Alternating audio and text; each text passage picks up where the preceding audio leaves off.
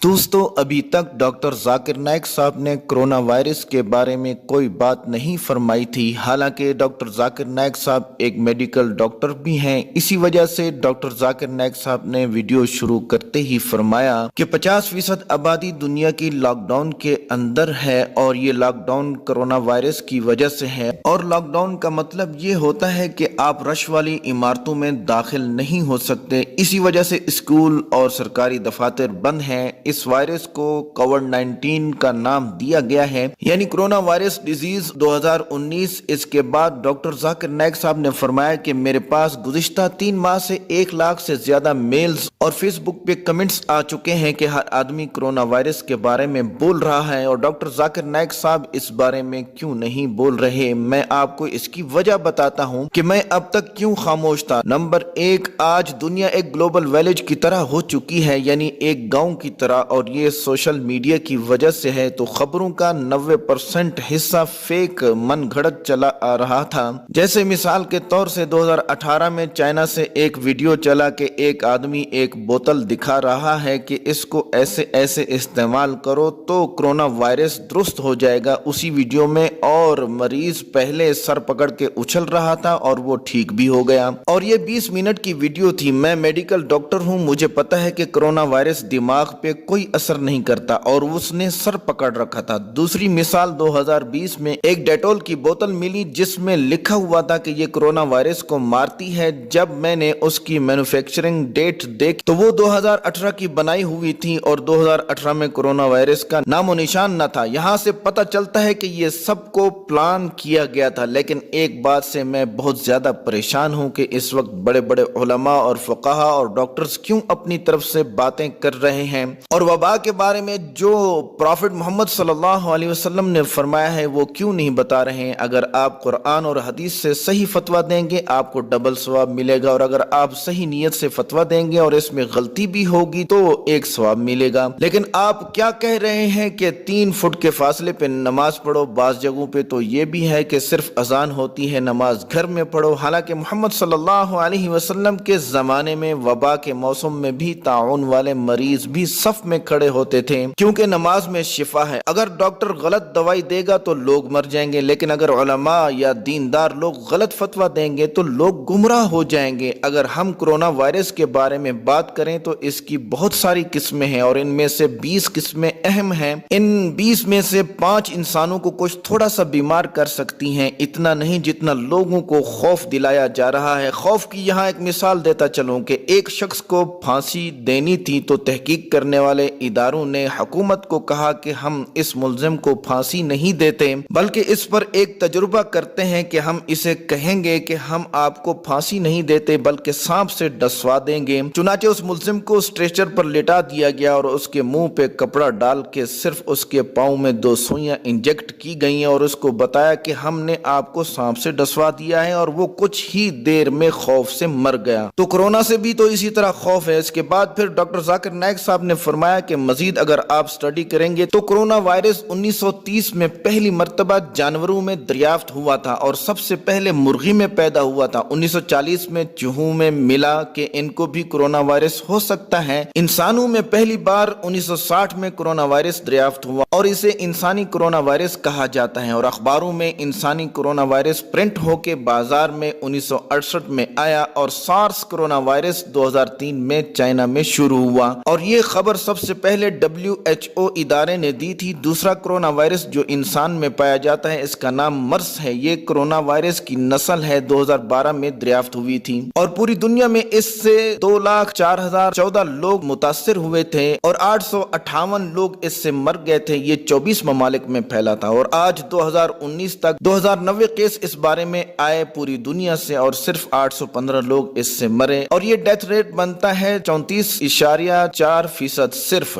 और SARS virus ने पूरी दुनिया में 8,98,000 लोगों को घेरा और 774 लोगों को मार डाला। इस वायरस ने ये डेथ रेट बनता है 10%। अभी कुछ महीने पहले एक और कोरोना वायरस दरियाफ्त हुआ जो इंसानों के लिए बहुत ही खतरनाक था और उसका नाम रखा गया कोविड-19 यानी कोरोना वायरस डिजीज एक्ट 2019 और اور میں آپ کو اس کرونا وائرس کے بارے میں صحیح معلومات دیتا ہوں۔ آپ کسی بھی ڈاکٹر، جرنلسٹ اور ویب سائٹ سے معلومات کر سکتے ہیں، وہ معلومات اسی طرح ہی ہوں گی کہ کووڈ-19 کرونا وائرس کے بارے میں ابھی تک کسی کو صحیح معلومات نہیں ہو سکیں کہ وہ اس کی دوا تیار کر سکے۔ کسی کو کچھ پتہ نہیں کہ یہ کیا مرض ہے، اور سارے ایسے ہی چھڑلیاں مار رہے ہیں۔ اب ہم قرآن کو دیکھیں کہ سورہ حجرات سورہ نمبر 49 آیت نمبر 6 میں اللہ تعالیٰ فرماتا ہے کہ اے ایمان والو، اگر تمہارے پاس کوئی فاسق آدمی خبر لے کر آئے تو پہلے تحقیق کر لو، کہیں ایسا نہ ہو کہ آپ نادانی میں پڑ جاؤ اور بعد میں پچھتاتے رہو۔ تو جب ڈاکٹر اس وائرس کی بیس کو ہی نہیں جانتے تو اس بارے میں کیوں بول رہے ہیں؟ اب تک میرے خاموش رہنے کی ایک وجہ یہ بھی تھی۔ اگر WOC ادارے کی خبر کو دیکھیں تو 24 اپریل 2020 تک ان کی خبر یہ تھی کہ پوری دنیا میں 2,30,00,000 لوگ کرونا وائرس سے متاثر ہوئے ہیں اور 1,82,000 لوگ مر چکے ہیں۔ یہ ادارہ ہر منٹ کی اپڈیٹ دے رہا ہے اور یہ ڈیتھ ریٹ بنتا ہے 6.9.2%۔ جب ہم نے اس بات کا یقین کر لیا کہ کرونا وائرس وبا ہے تو ہم نے حدیث کو دیکھا کہ محمد صلی اللہ علیہ وسلم نے اس بارے میں کیا فرمایا، یعنی وبا کے بارے میں۔ لہذا محمد صلی اللہ علیہ وسلم نے صحیح بخاری میں جلد نمبر 7 حدیث نمبر 5728 میں کہ محمد صلی اللہ علیہ وسلم نے فرمایا کہ جب کسی جگہ کے بارے میں سنو کہ وہاں طاعون کی وبا پھیلی ہے تو وہاں مت جاؤ، اور جب کسی جگہ پہ وبا پھوٹ پڑے اور تم وہیں موجود ہوں تو وہاں سے مت نکلو۔ اور یہی بات صحیح بخاری حدیث نمبر 5729 میں بھی ہے کہ محمد صلی اللہ علیہ وسلم کی وفات کے بعد حضرت عمر رضی اللہ تعالی عنہ صحابہ کو لے کر شام روانہ تھے اور راستے میں خبر ملی کہ شام میں طاعون کی وبا پھیل چکی ہے۔ آپ رضی اللہ تعالی عنہ نے مہاجرین اور انصار سے مشورہ کیا اور فتح مکہ کے موقع پر جو بڑے صحابہ موجود تھے ان سے بھی مشورہ کیا، تو مشورے میں طے ہوا کہ واپس مدینہ چلو۔ تو حضرت عمر رضی اللہ تعالی عنہ نے اعلان کیا کہ صبح میں بھی مدینہ واپس روانہ ہو جاؤں گا اور آپ لوگ بھی مدینہ واپس روانہ ہو جاؤ۔ اس پر حضرت ابو عبیدہ رضی اللہ تعالی عنہ نے عرض کی کہ آپ اللہ کی تقدیر سے بھاگ رہے ہیں کہ آپ شام نہیں جا رہے ہیں؟ تو حضرت عمر رضی اللہ تعالی عنہ نے فرمایا کہ ایک تقدیر سے دوسری تقدیر کی طرف جا رہے ہیں۔ اگر تمہارے پاس اونٹ ہوں اور ایک وادی میں تم ان کو لے جاؤ اور اس وادی کا ایک کنارہ سرسبز و شاداب ہو اور دوسرا کنارہ خشک، تو آپ ان اونٹوں کو دونوں طرف اللہ کی تقدیر سے ہی چراؤ گے، حالانکہ تمہیں اختیار ہوگا۔ اسی دوران حضرت عبد الرحمن ابن عوف رضی اللہ تعالی عنہ تشریف لائے اور فرمایا کہ میرے پاس اس بارے میں ایک علم ہے کہ محمد صلی اللہ علیہ وسلم نے فرمایا کہ جب کسی جگہ وبا ہو تو وہاں مت جاؤ، اور اگر تم خود وبا والی جگہ پہ ہو تو وبا سے مت نکلو۔ اسی طرح محمد صلی اللہ علیہ وسلم حدیث نمبر 5707 میں فرمایا کہ جزام اور کوڑ کی بیماری سے ایسے بھاگو جیسے تم شیر سے بھاگتے ہو، یعنی کوڑ کی بیماری بھی وبا ہے۔ محمد صلی اللہ علیہ وسلم نے وبا سے بچنے کے لیے یہ بات فرمائی تھی۔ آج جو وبا سے بچنے کا طریقہ میڈیکل بتا رہا ہے وہ طریقہ 1400 سال پہلے محمد صلی اللہ علیہ وسلم نے بتا دیا تھا۔